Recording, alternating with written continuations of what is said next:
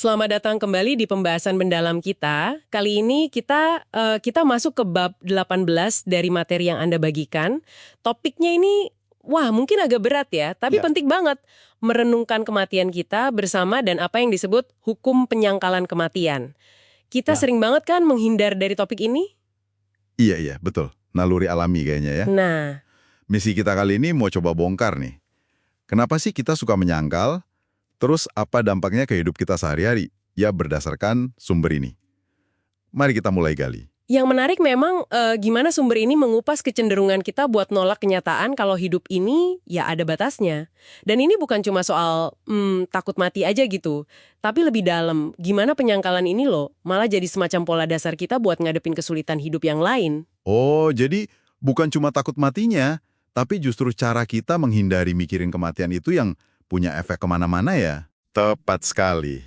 Bab ini berargumen gitu, jadi pas kita biasa menepis pikiran soal kefanaan. Tanpa sadar, kita kayak ngelatih diri buat melakukan hal yang sama ke kenyataan pahit lain. Misalnya ya, perpisahan, kegagalan, atau bahkan dikritik orang. Pola menghindarnya mirip-mirip. Mirip-mirip gimana tuh? Ya, bisa jadi panik, atau nyalahin orang lain, bisa juga mengasihani diri sendiri berlebihan, atau ya lari aja ke distraksi apa gitu. Penulisnya nunjukin gimana ini bisa bikin ada lapisan kayak kecemasan sama rasa hampa gitu di bawah permukaan hidup kita. Samar tapi ada terus. Wah, masuk akal sih. Rasanya kayak kita bangun tembok buat melindungi diri dari satu hal, tembok itu malah bikin kita jadi kaku ngadepin hal lain. Lalu, gimana dong solusinya menurut sumber ini? Apa kita harus ya terus-terusan mikirin kematian? Kayaknya agak suram ya. Nah, justru nggak gitu. Bab ini nggak nyaranin kita buat jadi morbid atau murung kok. Lebih ke kesadaran yang tenang dan realistis aja. Intinya itu menerima secara sadar kalau hidup ini rapuh waktu kita terbatas.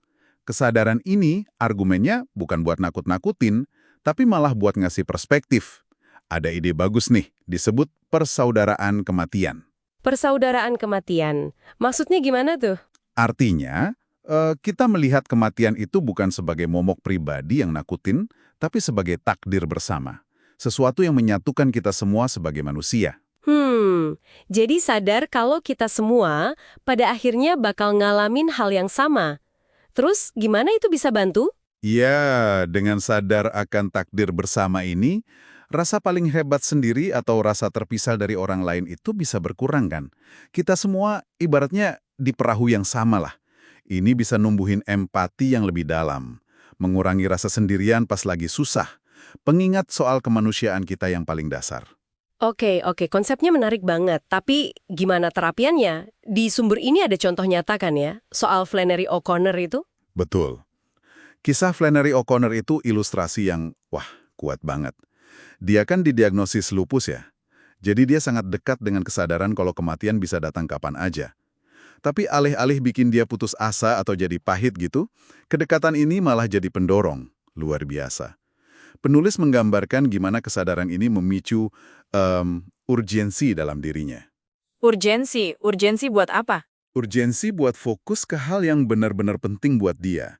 Ya kalau di kasus dia, imannya dan karya tulisnya. Sadar waktunya terbatas, bikin dia nggak mau buang energi buat hal sepele atau kepahitan gitu. Sumber ini nyebutnya sebagai proses menguatkan diri dari dalam. Jadi dia tetap produktif, tetap pegang keyakinannya, walau menderita secara fisik. Dia nggak lari dari kondisinya loh. Justru mengintegrasikannya ke cara pandang hidupnya.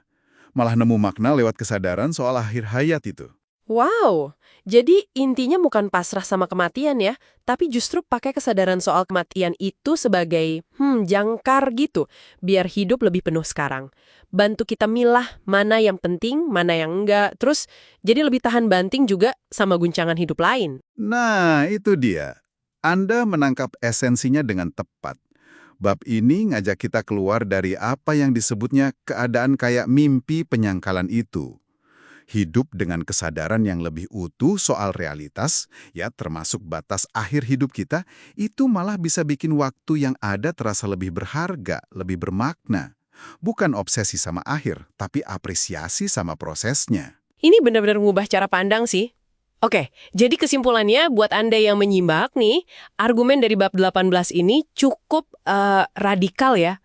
Menghadapi mortalitas kita secara jujur itu ternyata bukan cuma nggak menakutkan, tapi bisa jadi kunci buat hidup lebih otentik, lebih tangguh.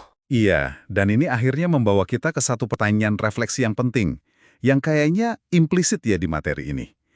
Pertanyaannya gini, kalau Anda benar-benar meresapi, menerima keterbatasan waktu Anda tiap hari, tapi bukan sebagai sumber tatut ya, melainkan sebagai pemicu urgensi dan apresiasi, kira-kira keputusan spesifik apa, sekecil apapun, yang mungkin bakal Anda buat beda hari ini? Nah, mungkin itu sesuatu yang bisa direnungkan lebih lanjut ya dari pembahasan kita ini. Pertanyaan yang dalam banget buat jadi bahan renungan. Diskusi yang sangat membuka wawasan, seperti biasa. Sampai jumpa di penelusuran kita berikutnya.